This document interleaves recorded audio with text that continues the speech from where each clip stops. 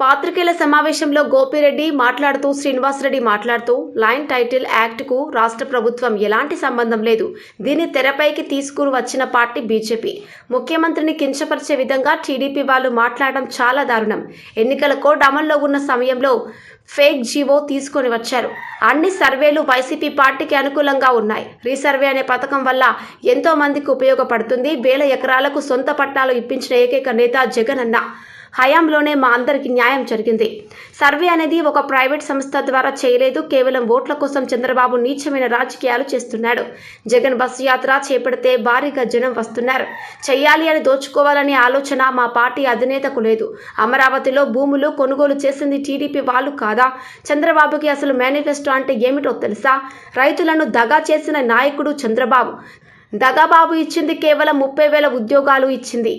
98% హామీలు అమలు చేసిన నేత వైఎస్ జగన్మోహన్ రెడ్డి. మా మేనిఫెస్టో అంటే ప్రజలకు ఒక నమ్మకం, విశ్వసనీయత, మాట మీద నిలబడే నేతగా మా జగన్. అందరూ సంసిద్ధంగా ఉన్నారు జగన్ను ముఖ్యమంత్రి చేయడానికి. 57% మహిళలు సిద్ధంగా ఉన్నారు. వచ్చేది వైసీపీ, చచ్చేది టీడీపీ. మా గెలుపు ఖాయం, హ్యాట్రిక్ ఖాయం.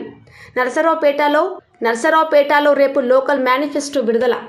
చంద్రబాబు నాయుడికి అసలు మేనిఫెస్టో అంటే గౌరవం ఉందా? ఎప్పుడైనా ఆయన అమలు చేశాడా? పోయినసారి 2014లో చెప్పాడు, బేషరతుగా రైతులకి రుణమాఫీ చేస్తాను, డ్వాక్రా మహిళలకి బేషరతుగా చేస్తాను, బంగారం మీ ఇంటికి తీసుకొచ్చిస్తానని చెప్పాడు ఇదే పెద్ద మనిషి. 87,000 కోట్లు రైతులకి రుణమాఫీ చేస్తానని చెప్పి ఆయన ఇచ్చింది 11,500 కోట్ల రూపాయలు ఇచ్చి చేతులు దులుపుకొని కుటుంబరావు కమిటీ ఒకటేసి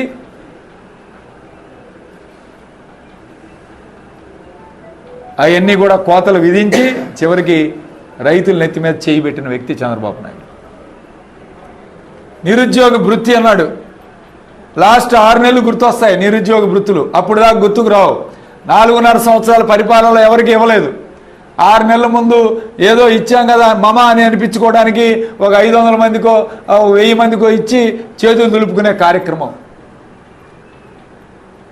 బాబు వస్తే జాబ్ వచ్చింది గోడల మీద రాపిచ్చాడు, టీవీలో వేపించాడు.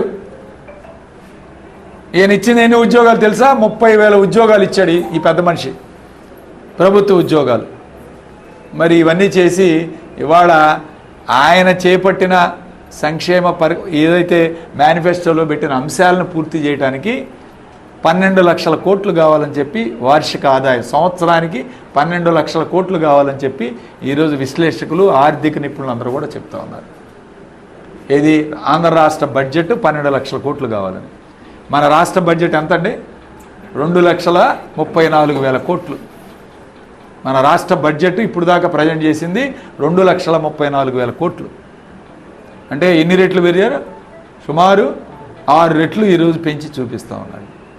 ఇవన్నీ చేయడానికేనా? మేనిఫెస్టోని వెబ్సైట్ నుంచి తీసేసిన వ్యక్తి చంద్రబాబు అయితే ఈరోజు మేనిఫెస్టోని ప్రతి ఆఫీసులో అంటించి ఒక భగవద్గీత కదా, ఒక ఖురాన్ లాగా, ఒక బైబిల్ లాగా భావించిన వ్యక్తి జగన్మోహన్ రెడ్డి గారు. 98% హామీలు నెరవేర్చిన వ్యక్తి జగన్మోహన్ రెడ్డి. ఇవాళ ఇవ్వచ్చు, మేము కూడా ఏదో అవి చేయొచ్చు ఇవి చేయొచ్చు అని చెప్పొచ్చు. కానీ జగన్మోహన్ రెడ్డి గారు ఒకటే మాట చెప్పారు, చేసే వీలుగా ఉంటేనే చెప్దాం, చెప్పిందే చేద్దాం, కొత్తవి పోయి అందరం కూడా ఇబ్బంది పడే కార్యక్రమం చేయొద్దు అని క్లియర్గా ఆయన చెప్పి ఈ రాష్ట్రం అభివృద్ధి కూడా ముందుకు తీసుకువెళ్ళాలి 5 సంవత్సరాల కాలంలో అని ఒక ఉద్దేశంతో ఆయన ఇచ్చిన పథకాలని కొనసాగిస్తూ, ఇదే రాజశేఖర రెడ్డి గారు కూడా 2004లో 2009లో చెప్పారు. రాజశేఖర రెడ్డి గారు మీకు గుర్తుండి ఉంటాయి. 2004లో పెట్టిన వీటినే కొనసాగిస్తామని 2009లో కూడా అధికారంలోకి వచ్చారు రాజశేఖర రెడ్డి గారు. ఇదే ఆయన తనయుడు కూడా ఇదే చెప్తా ఉన్నాడు. నమ్మకం, విశ్వసనీయత, ఒక మేనిఫెస్టోలో చెప్పిందే చేసే విధంగా ఒక విశ్వసనీయతగా ఉన్న వ్యక్తి జగన్మోహన్ రెడ్డి గారు. చంద్రబాబు నాయుడికి అది లేదు. నమ్మే పరిస్థితిలో ప్రజలు లేరు, నమ్మరు. ఈయన ఎన్ని మాయ మాటలు చెప్పినా చూసాం. ఈరోజు కర్ణాటకలో ఏమైంది, తెలంగాణలో ఏమైంది, ఈరోజు ఉచిత బస్సు స్కీములు కానీ లేదా మరి ఏదైనా వాళ్ళ పథకాలు పెట్టిన ఏమైనాయో ఈరోజు మనం చూసాం.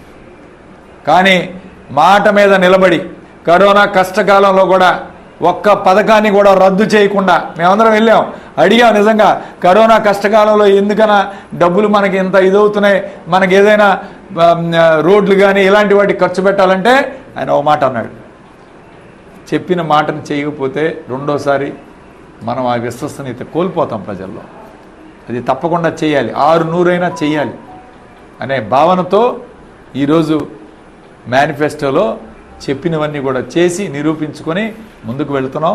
ప్రజలు ఆయన ఒకటే మాట అన్నాడు, మేమందరం కూడా నమ్ముతున్నాం, పైన దేవుడు ఉన్నాడు, కింద ప్రజలు ఉన్నారు, వాళ్ళందరూ కూడా విశ్వాసంగా ఉన్నారు జగన్మోహన్ రెడ్డి గారికి ఓటేయాలని. ప్రభుత్వ పథకాలు సంక్షేమ పథకాలు అందిన వాళ్ళందరూ కూడా ఇవాళ సిద్ధంగా ఉన్నారు. ఖచ్చితంగా irrespective of the cast, irrespective of the community, ఒక వర్గానికి కాదు, ఒక కులానికి కాదు, ఒక మతానికి కాదు, అందరూ కూడా సిద్ధంగా ఉన్నారు. ఏదో ఇవాళ ఈ వర్గంలో మాకు ఓట్లు తగ్గుతాయి లేదా ఈ వర్గంలో తీసుకున్న మహిళలందరూ, ముఖ్యంగా ఈరోజు మహిళలందరూ ఈ రాష్ట్రంలో 57% మహిళలు ఈరోజు సిద్ధంగా ఉన్నారు జగన్మోహన్ రెడ్డి గారికి ఓటేయడానికి. కాబట్టి ఎవరు కూడా భయపడాల్సింది. ఉడతా భక్తి ఏదో చిన్న చిన్న వాళ్ళని ఒక బాటిల్ క్వార్టర్ బాటిల్ ఇచ్చి మెడలో కండవలు వేసినంత మాత్రాన మేము భయపడేవాళ్ళం కాదు, ఈ తాటాకు చప్పుళ్ళకి ఎవరు భయపడేవాళ్ళు కాదు. ఇలాంటి వాటిని ఎక్కడా కూడా మేము పరిగణలో తీసుకోము. ఇదంతా చిల్లర వ్యాపారంలాగా చిల్లర పనులు చేసే కార్యక్రమానికి స్వస్తి పలకాలి. ఒక విలువలు గల రాజకీయం చేయాలి, ఒక విలువ గల పద్ధతిలో పోవాలి. అది మా యొక్క పద్ధతి. ఖచ్చితంగా ఇలాంటి చిల్లర పనులు చేయం. ఖచ్చితంగా వైఎస్ఆర్ కాంగ్రెస్ పార్టీ ఈ రాష్ట్రంలో అధికారంలోకి వస్తుంది. అది 130 కావచ్చు, 140 కావచ్చు, అందరూ 110, 120, అవి ఇంకా పెరిగే అవకాశం ఉందే తప్ప తగ్గే అవకాశం ఏమాత్రం లేదు. ఖచ్చితంగా నర్సరావుపేటలో మళ్ళీ హ్యాట్రిక్ కొడతాం. అదేవిధంగా మా ఎంపీ అభ్యర్థి అనిల్ కుమార్ యాదవ్ గారు కూడా భారీ మెజార్టీతో గెలవబోతున్నారు. వీళ్ళందరూ కూడా ఎక్కడ అనుమానం లేదు, అందరం కూడా గెలిచి చట్టసభలకు వెళ్ళి నర్సరావుపేటని ఈరోజు అభివృద్ధి కార్యక్రమాల్లో ముందుకు తీసుకువెళ్తాం.